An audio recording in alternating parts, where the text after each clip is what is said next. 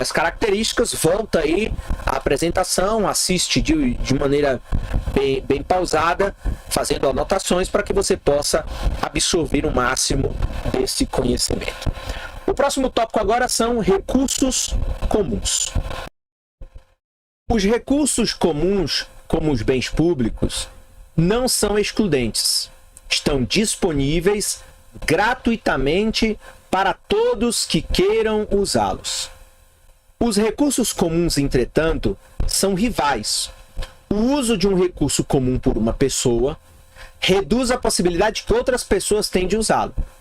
Assim, os recursos comuns dão origem a um novo problema. Uma vez fornecido o bem, os formuladores de políticas precisam se preocupar com a quantidade usada desse recurso. Esse problema pode ser mais bem entendido a partir da parábola clássica chamada tragédia dos comuns. A tragédia dos comuns. Considere a vida de uma pequena cidade medieval. Das muitas atividades econômicas ali realizadas, uma das mais importantes é a criação de ovelhas. Muitas das famílias da cidade têm rebanhos de ovelhas e se sustentam vendendo lã usado para fazer roupas. Quando essa história começa, as ovelhas passam grande parte de seu tempo pastando nas terras que cercam a cidade, chamadas comuna local. Nenhuma família é dona da comuna.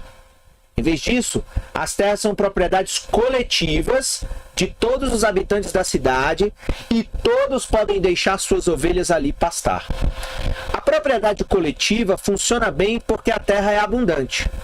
Desde que todos tenham acesso à quantidade de pastagem de que precisam, as terras da comuna local não são um bem rival, e permitir que as ovelhas dos habitantes pastem gratuitamente não constitui problema.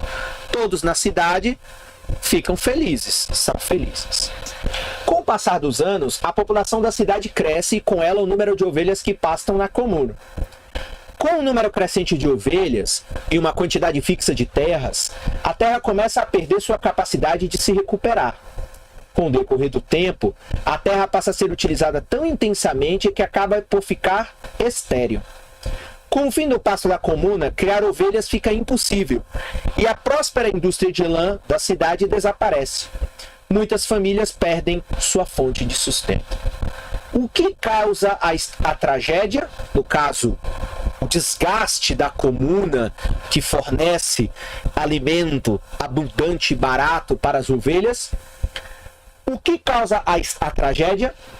Por que os pastores permitem que a população de ovelhas cresça a ponto de destruir a comuna local? A razão é que os incentivos sociais e privados são diferentes.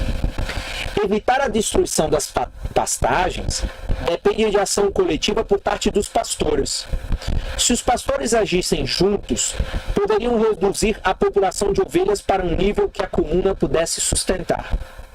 Entretanto, nenhuma família tem incentivo para reduzir o tamanho de seu rebanho, porque cada rebanho representa apenas uma pequena parte do problema. Em essência, a tragédia dos comunas surge por causa de uma externalidade e do qual ninguém está nem aí.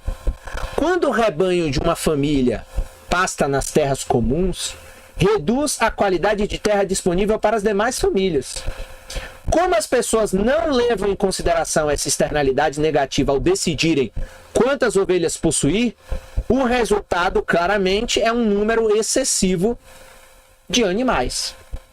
Se a tragédia tivesse sido antevista, a cidade poderia ter resolvido o problema de diversas maneiras. Por exemplo, poderia ter regulado o número de ovelhas por família, internalizado a externalidade tributando as ovelhas ou leiloado um número limitado de licenças de pastagem. Ou seja, a cidade medieval poderia ter lidado com o problema de excesso de ovelhas da mesma maneira que a sociedade moderna lida com o problema da poluição.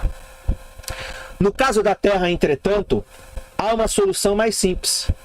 A cidade pode dividir as terras entre as famílias da cidade. Cada família pode colocar uma cerca em sua parcela de terra, protegendo-a dessa forma do uso excessivo. Com isso, a terra se tornaria um bem privado, deixando de ser um recurso comum. Esse resultado de fato ocorreu durante o movimento de cercamentos na Inglaterra no século XVII. Ok? A tragédia dos comuns é uma história com uma lição geral. Quando alguém usa um recurso comum, diminui o desfrute que as outras pessoas podem ter dele.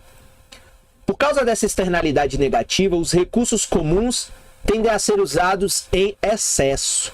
Então, por exemplo, o pescador também, né? Ele vai lá, ele tira tudo o que ele pode. Ele não tá nem aí. Depois ele mesmo destrói o ambiente de trabalho dele, porque se todo mundo tira em excesso para ter mais lucro, não sobra nem para o indivíduo e nem para o coletivo. O governo pode resolver o problema por meio de regulamentos ou impostos para reduzir o consumo de recursos comuns. Alternativamente, algumas vezes pode transformar o recurso comum em bem privado. Essa lição é conhecida há milhares de anos. Aristóteles, filósofo da Grécia Antiga, apontou o problema dos recursos comuns.